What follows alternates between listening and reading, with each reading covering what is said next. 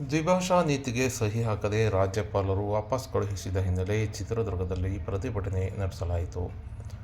ಇನ್ನು ಕರ್ನಾಟಕ ರಕ್ಷಣಾ ವೇದಿಕೆ ಜಿಲ್ಲಾಧ್ಯಕ್ಷರಾದ ರಮೇಶ್ ಅವರ ನೇತೃತ್ವದಲ್ಲಿ ನಗರದ ಗಾಂಧಿ ವೃತ್ತದಿಂದ ಓಬವ್ವ ವೃತ್ತದವರೆಗೆ ಮೆರವಣಿಗೆ ಮೂಲಕ ಬಂದು ಪ್ರತಿಭಟನೆ ನಡೆಸಿದ್ದಾರೆ. ಇನ್ನು ಗೋ ಬ್ಯಾಕ್ ರಾಜ್ಯಪಾಲರು ಎಂದು ಘೋಷಣೆಗಳನ್ನು ಕೂಗಿ ಆಕ್ರೋಶ ಕೂಡ ಹೊರಹಾಕಿದ್ದಾರೆ. ಇನ್ನು ರಾಜ್ಯಪಾಲರ ಕ್ರಮ ಖಂಡಿಸಿ ಕರವೇ ನಾರಾಯಣಗೌಡ ಬಣದಿಂದ ಪ್ರತಿಭಟನೆ ನಡೆಸಲಾಯಿತು.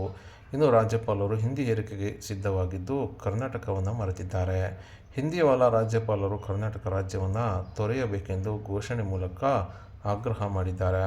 ಇನ್ನು ಸುಮಾರು 30ಕ್ಕೂ ಹೆಚ್ಚು ಕರವೇ ಕಾರ್ಯಕರ್ತರು ಪ್ರತಿಭಟನೆಯಲ್ಲಿ ಭಾಗಿಯಾಗಿದ್ದು ರಾಜ್ಯಪಾಲರ ವಿರುದ್ಧ ಘೋಷಣೆಗಳನ್ನು ಕೂಗಿ ಆಕ್ರೋಶ ಹೊರಹಾಕಿದ್ದು ರಾಜ್ಯಪಾಲರು ಕರ್ನಾಟಕ ರಾಜ್ಯವನ್ನು ತೊರೆಯಬೇಕೆಂದು ಕೂಡ ಆಗ್ರಹ ಮಾಡಿದ್ದಾರೆ. ಕನ್ನಡ ವಿರೋಧಿ ರಾಜ್ಯಪಾಲರಿಗೆ ಧಿಕ್ಕಾರ.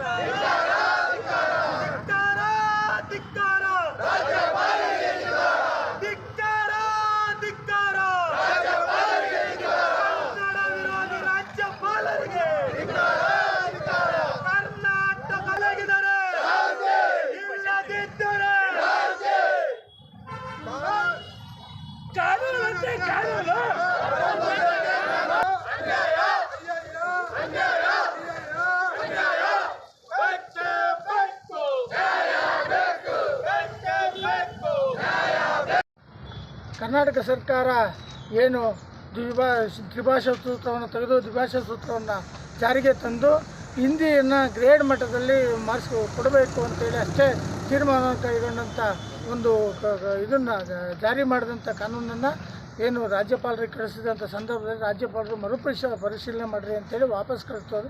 ಇವ್ರು ಯಾರು? ಕನ್ನಡಿಗರ ಬಗ್ಗೆ ಕರ್ನಾಟಕ ಸರ್ಕಾರ ಕನ್ನಡದಲ್ಲಿ ಕನ್ನಡಿಗರ ಬಗ್ಗೆ ತೀರ್ಮಾನ ತೊಗೊಳೋ ಹಕ್ಕು ಕರ್ನಾಟಕ ಸರ್ಕಾರಕ್ಕಿದೆ. ಅದನ್ನು ಒಪ್ಪೋದು ಅಷ್ಟೇ ಇವ್ರ ಕೆಲಸ. ಇವ್ರು ಪರಿಶೀಲನೆ ಮಾಡೋಕ್ಕೆ ಇವರು ಯಾರು? ಇವರು ಏನು? ಇವರ ಹುದ್ದೆ ಏನು? ನಿನ್ನ ಹುದ್ದೆ ಇಲ್ಲಿಂದ ಕಳಿಸಿರ್ತಕ್ಕಂಥದ್ದನ್ನು ನೀನು ಉತ್ತರ ಭಾರತದಲ್ಲಿರಬೇಕು. ಹಿಂದಿ ನಿನಗೆ ಇಷ್ಟವಾದರೆ ನಿನ್ನ ಮನೇಲಿ ಹಿಂದಿ ಇಟ್ಕೋಬೇಕು. ಹಿಂದಿ ರಾಷ್ಟ್ರೀಯ ಭಾಷೆ ಅಲ್ಲ. ಹಿಂದಿ ರಾಷ್ಟ್ರೀಯ ಭಾಷೆ ಹೇಳ್ತಕ್ಕಂಥ ಮುಟ್ಟಾಳ BJP ನಾಯಕರುಗಳೇ ನೋಡ್ಕೊಳ್ಳಿ. ಹಿಂದಿ ಯಾವುದೇ ಕಾರಣಕ್ಕೂ ರಾಷ್ಟ್ರೀಯ ಭಾಷೆ ಅಲ್ಲ. ಉತ್ತರ ಭಾರತದಲ್ಲಿರ್ತಕ್ಕಂಥ ಕಾನೂನು ಇಲಾಖೆ ಅಲ್ಲಿ 5 ಭಾಷೆಯನ್ನು ಓದಬೇಕು ಮಕ್ಕಳು. ನಮ್ಮಲ್ಲಿ 6 ಭಾಷೆ ಓದಬೇಕಾ? ತೃತೀಯ ಭಾಷೆ ನಮಗೆ ಅವಶ್ಯಕತೆ ಇಲ್ಲ.